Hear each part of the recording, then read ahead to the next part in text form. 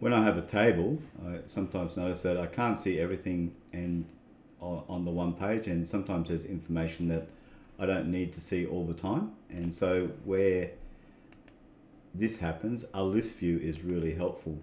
But when you notice the list view and you create a new view, you can see that often it doesn't show all the fields that you need to see, and this is a good place to be able to show the particular fields that you want to see all the time. So things like gender is not so important, but I may want to see the first name, and I may want to see the phone number. I may want to see their job title, especially if it's a HR department, and see what department they work in, and also their start date as well.